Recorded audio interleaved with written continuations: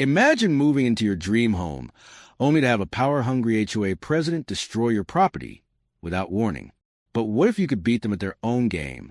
This is a story of how I took down the most ruthless HOA tyrant, using nothing but her own rules. I never imagined I'd move into a war zone disguised as a picturesque neighborhood. I'd spent 15 years as a structural engineer, designing residential developments, so I thought I understood how to follow rules, until I moved to Sunnyside Estates. It was supposed to be my dream home, a beautiful corner lot with enough space for the privacy I craved after years of city life. The house was modern yet charming, with a well-manicured lawn, a spacious backyard, and enough distance from a main road to feel peaceful. When I met the seller, a weary-looking man in his 40s, he mentioned something that should have been a red flag. The HOA here is particular. You might want to read the rules carefully. That was an understatement. On my third day in the house, while I was still unpacking, my doorbell rang, a sharp, aggressive double chime. It was a sound I would soon come to dread. Standing on my porch was a woman dressed in an immaculate white pantsuit, her platinum blonde bob frozen in place with what had to be an industrial level of hairspray. "Hello there. I'm Karen Wilkins, president of the Sunnyside Estates HOA. I just wanted to personally welcome you to our little community." She smiled, but it was the kind of smile that never touched her eyes. Before I could respond, she thrust a thick 3-ring binder into my hands. The gold embossed words read, Sunnyside Estates Community Guidelines. It was 78 pages long. "I highly recommend you highlight the sections on lawn maintenance and exterior modifications," Karen continued. "We've had issues with new homeowners in the past." The way she said issues made it sound like previous residents had tried to set their lawns on fire. I assured her I would read the document and follow the rules. But I had no idea that in less than a year, I would become the biggest thorn in Karen's side. That evening, I skimmed the rule book while unpacking. It was more of a dictatorship manual than a guideline. Exterior paint colors were limited to 12 shades of beige, each with reference code. Garden gnomes were only allowed under 8 inches tall. I wasn't even joking. Trash bins could only be visible for exactly 12 hours on collection day. I had no intention of breaking any rules. If anything, I saw it as a challenge, a game. As a structural engineer, I knew how to work inside regulations. If Karen wanted a model resident, I'd be one. For 6 months, I followed every rule meticulously. My lawn was trimmed to precisely 3.5 inches, not a millimeter more or less.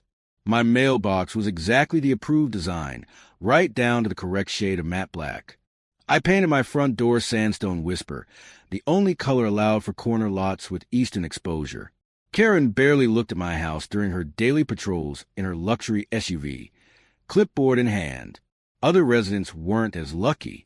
The monthly HOA newsletter listed bizarre infractions like unapproved wind chime audible from sidewalk, holiday decorations removed 2 days after grace period.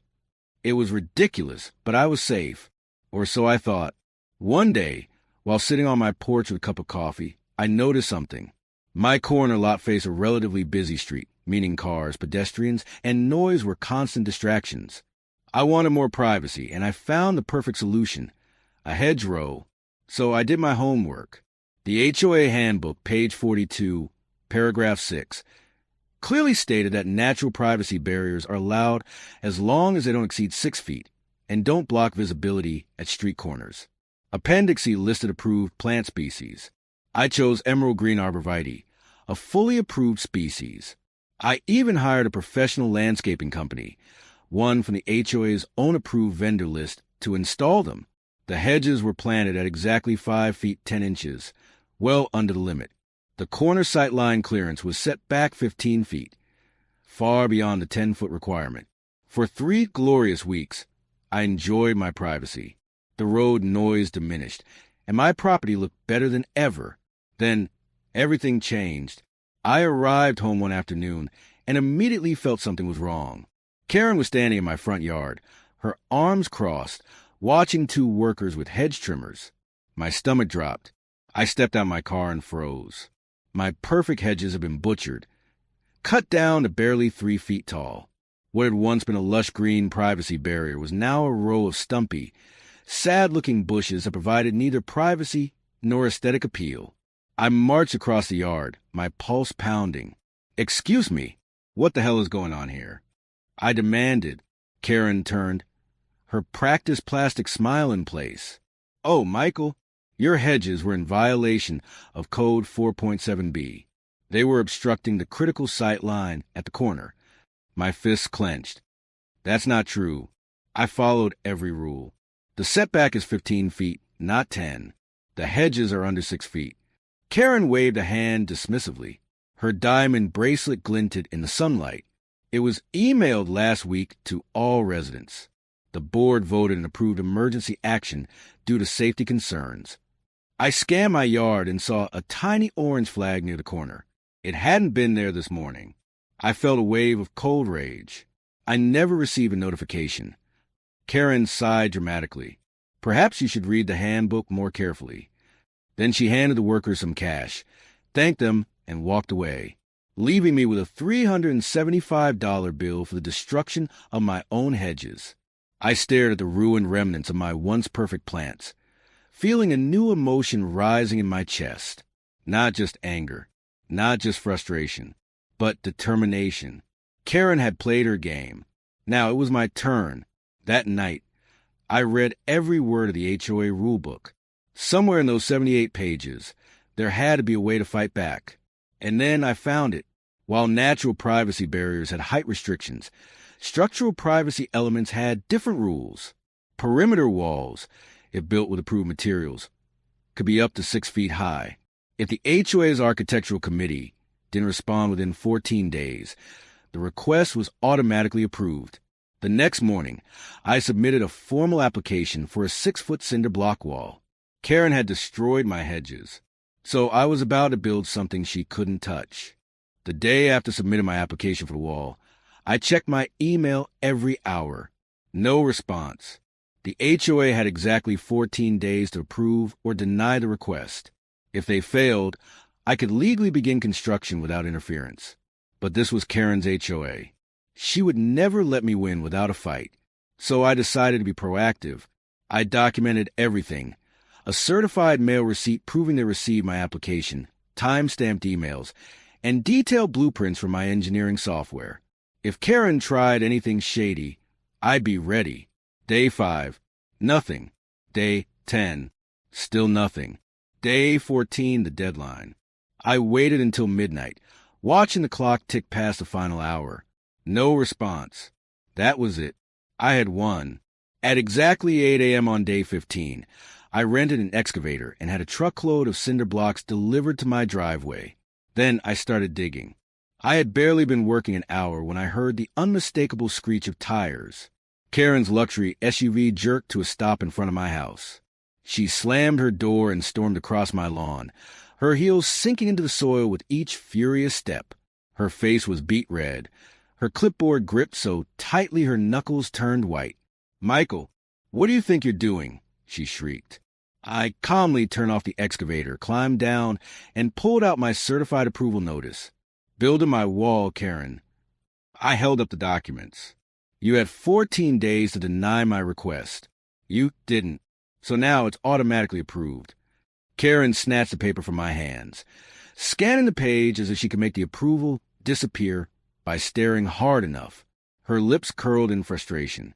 This is preposterous," she sputtered. "I never received this application." I pulled out my certified mail receipt, signed by her own assistant. Her eyes twitched. Checkmate. I stepped back toward the excavator. "You can call whoever you want, Karen, but I'm following the rules, your rules." I restarted the engine and got back to work, drowning out her screams with a satisfying roar of construction. Karen wasn't going down quietly. She had lost the battle, but she was hell-bent on winning the war. The next morning, I found a violation notice taped to my door. Notice of violation: improper storage of construction materials. You are hereby fined $50 per day until all materials are removed from view. I almost laughed. The HOA handbook clearly stated that construction materials could be visible for up to 7 days if part of an active project. But I wasn't about to let Karen squeeze a dime out of me. That afternoon, I rented a storage pod, loaded all materials inside, and placed it precisely 17 feet from the curb, exactly 1 foot beyond the minimum setback rule. The next morning, Karen pulled up, clipboard ready, expecting to find me. Her expression soured when she saw my perfectly compliant setup. "Morning, Karen." I called out cheerfully. "Anything wrong?" She glared at me, spun on her heel, and stormed back to her car. Karen wasn't done yet. The following day, I was midway through laying the foundation when I saw a white pickup truck with county markings pull into my driveway. A man in a hard hat and safety vest stepped out, clipboard in hand. "Morning, sir. I'm with the County Building Inspection Office. We received a complaint about unauthorized construction." I knew exactly who had called. I wiped the sweat from my forehead and smiled. "Would you like to see my permits?" The inspector blinked. "You already have them?" I handed over the official county permits, neatly signed and dated weeks before I even started digging. He reviewed the documents, walked around the site, and nodded in approval. "This is some of the best masonry work I've seen in a while. Most homeowners cut corners, but you're going above and beyond code requirements." Then he leaned in slightly. "Was it Karen?" I smirked. "Who else?" The inspector chuckled. "Yeah, you're not the first complaint we've had about her. In fact," he hesitated. "Actually, funny you mention her. We've been getting reports about that decorative fountain she had installed at the entrance of the neighborhood. But every time we come to inspect it, we're told the permits are in process." My ears perked up. Karen had hassled me over permits. But had she followed the rules herself?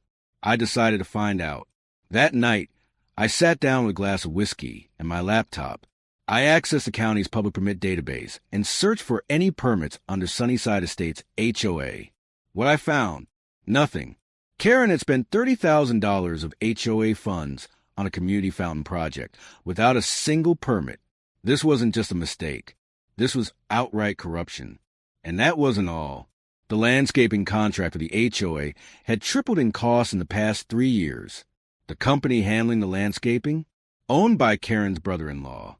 Meeting minutes for budget discussions were mysteriously missing. I wasn't just dealing with a petty dictator. I was dealing with a full-blown embezzler. I needed evidence. So I reached out to Mrs. Chun, a former HOA treasurer who had been forced out of board 2 years ago. Over tea in her backyard, she confirmed my suspicions. "I knew something wasn't right," she said, shaking her head.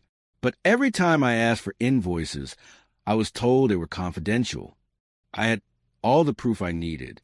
Karen thought she could destroy my property and get away with it. But now, I was about to destroy her entire empire. Michael had successfully outmaneuvered Karen's petty attempts to stop his cinder block wall project. He obtained all the necessary permits, countered her bogus violation notices, and even turned a county inspector's visit against her by uncovering her illegal HOA fountain project. But now, the game was no longer just about a wall. Michael had discovered financial fraud linked directly to Karen, embezzled HOA funds, suspicious landscaping contracts, and missing financial records. And now, he was about to expose her. I spent the next several nights compiling everything into a comprehensive report. Karen's unauthorized use of HOA funds for the decorative fountain, suspicious financial discrepancies in maintenance contracts, overpayments to vendors connected to Karen's family, missing meeting minutes and financial reports that should have been available to all homeowners. It was a 15-page dossier, complete with timestamps, official documents, and HOA bylaw references. On the cover, I printed one simple question: is this the leadership you want for Sunnyside Estates?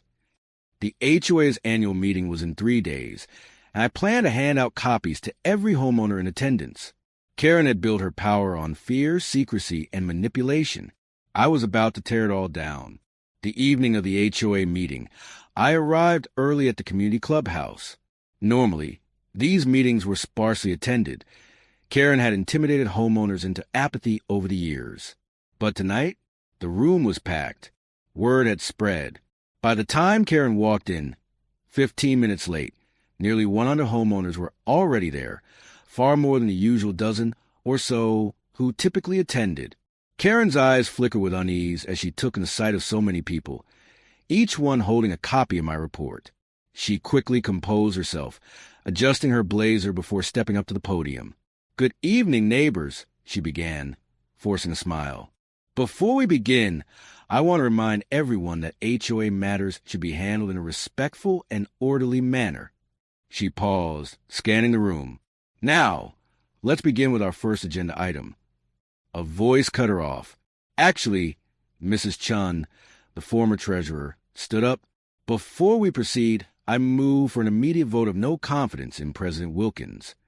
A wave of murmurs spread across the room. Karen's smile vanished. Her fingers tightened on the podium. "Excuse me." Mrs. Chun lifted my dossier into the air. "I believe everyone here has received a detailed report outlining multiple violations of HOA bylaws, financial discrepancies, and abuses of power. Given the gravity of these findings, I believe a vote is necessary." A dozen voices immediately seconded the motion. Karen's face turned an unnatural shade of red. This is outrageous. This so-called report is full of lies and distortions." I stood up. "Karen, which part is a lie?" She turned to me, seething. "All of it." I held up a certified county document, proving the fountain had no permits. "So the county inspector is lying?" Karen's mouth opened, then closed. Then Mrs. Chin spoke again. "Per HOA bylaws, if 10% of members second the motion, a vote of no confidence takes precedence over all other business." She looked around the room. "All in favor?"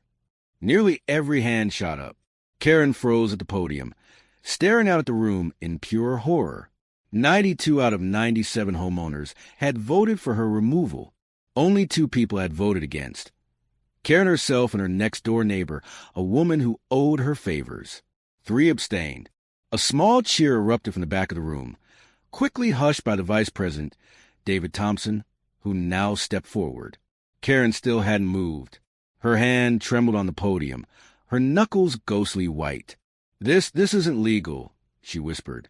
David adjusted his glasses. "Actually, Karen, it's completely legal, and effective immediately. You are no longer HOA president." She whipped around to face him. "You can't do this." David held up the HOA handbook. "I just did." Karen staggered back, her world shattering around her.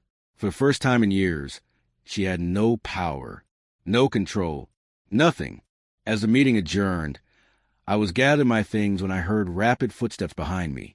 "You!" I turned to see Karen charging toward me, her perfect blonde bob slightly disheveled for the first time ever. "You planned this. You orchestrated this entire thing just to humiliate me." She jabbed a finger toward my chest, stopping just short of touching me.